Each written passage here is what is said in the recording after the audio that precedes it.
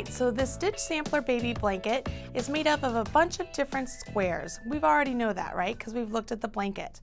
But now it's time that we jump in and start looking at how we combine a little bit of color. So there are two squares in this blanket that combine color. One is the long wave stitch and one is Catherine's wheel. In this video, you're going to learn how to do the long wave stitch. And let's take a look down here and I'll show you how to do this. Down here, you're going to begin with a solid color. So it'll be your color A. And you'll work a combination of singles and doubles and half doubles and trebles to create different heights of the stitch, okay?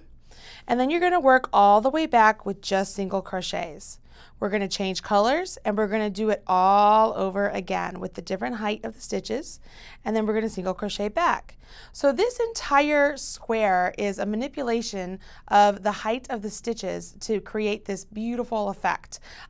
This is so much fun. You can have a great time with different colors in this, whether you want it to be monochromatic or extremely vivid and bright and just, you know, popping off the blanket, kind of like this one. To me, I look at this and the green and the pink together, it's like, wow, that's so bright. So let's learn how to do that. I'm going to scoot the blanket out of the way. I've already done my chain 30, which is what we're going to work on in this video. You can see here, once you get the Crochet Stitch Sampler Blanket pattern, say that 3 times fast, you'll find the long wave stitch square. You have instructions that are written out and charted. In the final pattern, you will have instructions for the size block to make a larger blanket like mine, but for today, we're going to do the in-class block. So it says chain 30 using A. So I've went ahead and I've done my chain 30. I figured at this point in the block process, you pretty much know how to do chains. If you need a refresher, please check out the Beginner Basics Chain Stitch and Slip Stitch section in this channel. You can find all your information there. If we're looking at the chart, we can see, first off, we're going to read the chart in the first row going this way, and we know that because we have the number 1 hanging out here. So we know that wherever the number is, that's the part that we're going to start to read the chart. We have this chain 1, and they want us to single crochet in the 1, 2, 3rd chain from hook. So we already have the chain 1. That was part of our 30. So now we have to go 1, or not, we never count the 1 on the hook. 1, 2, 3rd chain from hook, and we're going to put a single crochet. Now, if you can tell here, the different heights of the stitches are already represented in this chart, and that's because my tech editor is really smart. And so she went ahead and made it so that the different heights of the stitches are represented, so you can kind of already see this wave pattern beginning. So we began with a single crochet, and we can see in the next 2 chains we have a half double crochet. So we're going to yarn over, do a half double crochet, and then do a half double crochet in the next one. We look over here, we have 2 double crochets side by side. So we're going to create 2 double crochets.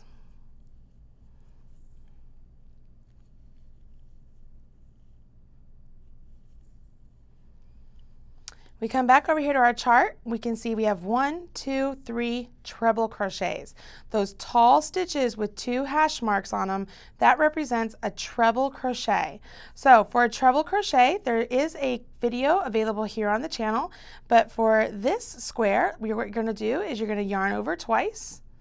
You go into the stitch you need to have it go into. So for this example, it's the chain. Yarn over, pull up a loop. You're left with 4 loops on your hook. Yarn over, draw through 2, yarn over, draw through 2, yarn over, draw through 2. We're going to do that 2 more times. So you make sure you yarn over your hook twice, go into the chain, pull up a loop, yarn over, draw through 2, yarn over, draw through 2, yarn over, draw through 2. I'm going to do that 1 more time. I'm going to yarn over my hook twice, go into the chain, yarn over, draw through 2, yarn over, draw through 2, yarn over, draw through 2. All right, so if I set this down, you can see I've begun to build this ramp, so to speak. I've built the ramp up. And now it's time that we start taking down the ramp, or heading down the slope. So we've got to create shorter stitches. So we just left the treble. We're going to go back to the double. So we're going to put 2 double crochets. There's 1. Going to complete a second one. Then we have 2 half doubles.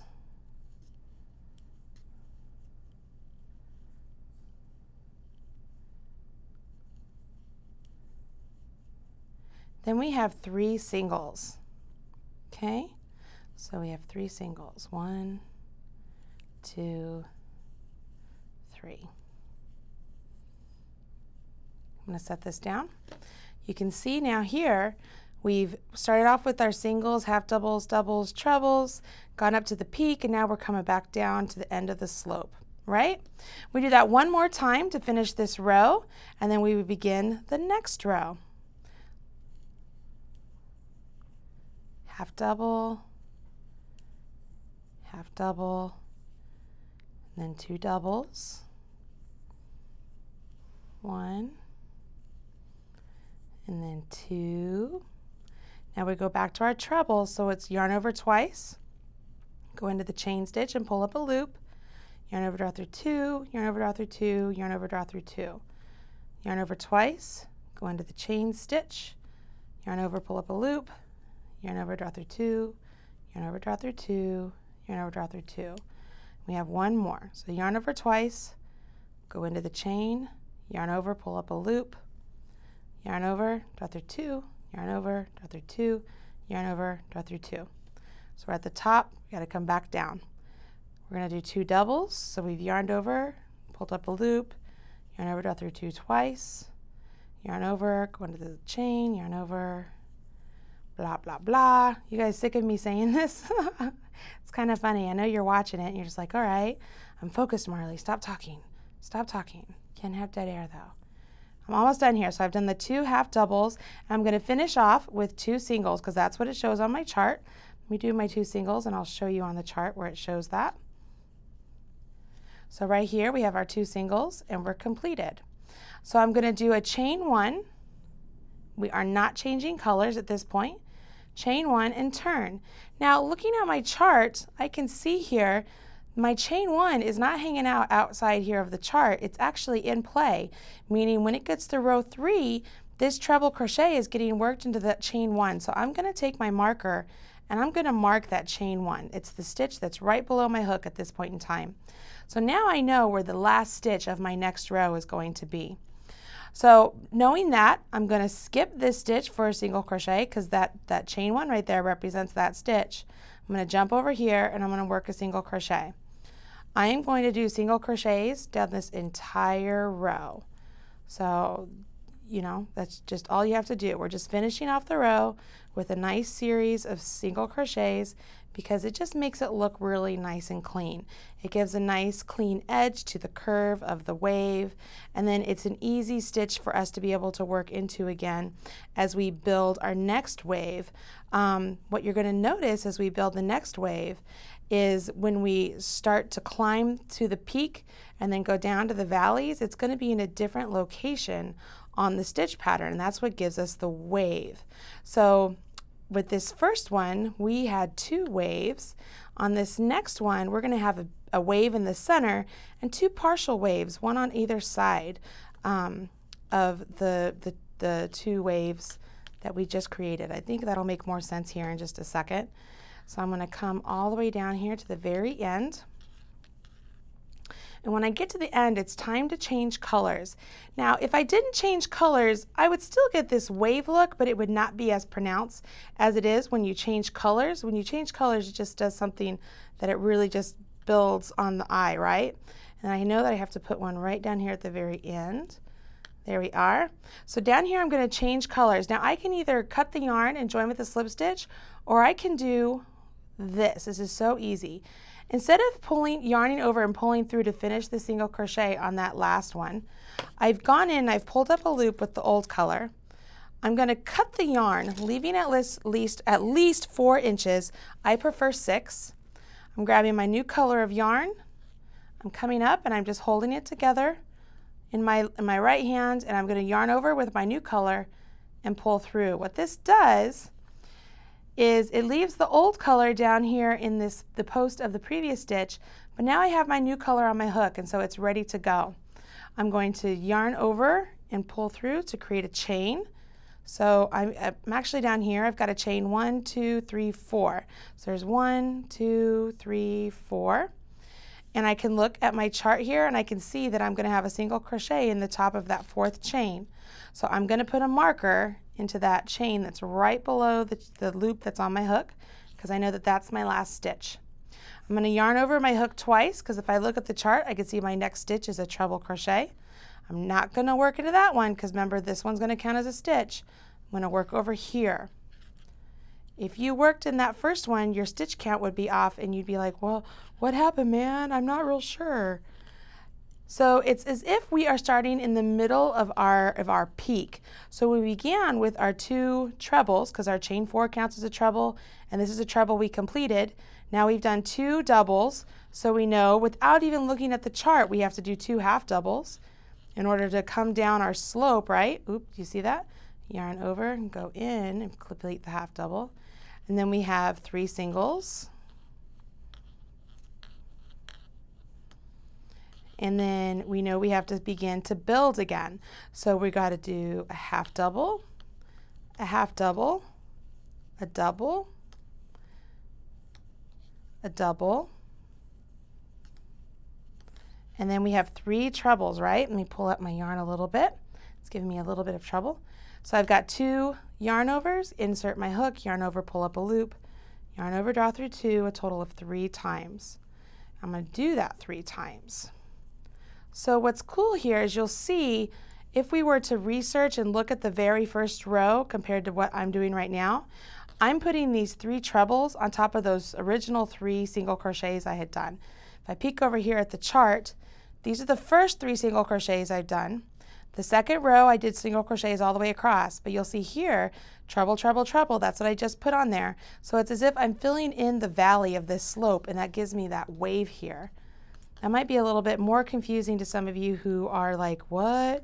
I'm a beginner, what are you talking about? Don't worry about it. That is not a make or break amount of information, but it's just something there that as the graph or the chart becomes a little bit more clear to you, it's not a lot less matrixy, you'll see what I mean. You'll see that you're going up the slope or going up the mountain and then coming down the slopes and filling the valleys and all that good stuff. So I just did my 3 single crochets. I'm doing a half double and a half double, and then I'm going to do 2 doubles because I've got to build up my partial mountain over here. Remember I said we're going to have 1 mountain in the middle and then 2 partials. So there's my double, and then I have 2 trebles here. 1 right here, 1, and then my last one. It's very easy. I just do it in my marked stitch right there. Okay, chain 1, turn. I know that my chain 1 is my last stitch of the row, so I'm going to go ahead and mark it. I'm just moving up my marker from the row below. And then I'm not going to put my single there. I'm going to put my single right here. I'm just doing single crochets all the way back, just like I did before. Okay, so I'm going to stop right there real quick. I'm going to turn this back around because I want you to see. Can you see what I mean about, so this was, we started, we went up the mountain, we keep going, we came down the slope. We went up the mountain, we came down the slope. And then on this side, we single crocheted all the way back. And then we started at the top of the mountain, we came down the slope, and then we came up the mountain again. It's going to look straight though, because when we came up the mountain, we were filling in the valley. So when we fill in the valley with the peaks of our mountains, it gives us a straight line. Does that make sense? Can you see that? So it's really important that as you put the stitches in the right places, you'll recognize that you get this wave stitch. Pretty cool. I love this. I love the look of the different colors that you can do in this particular stitch pattern.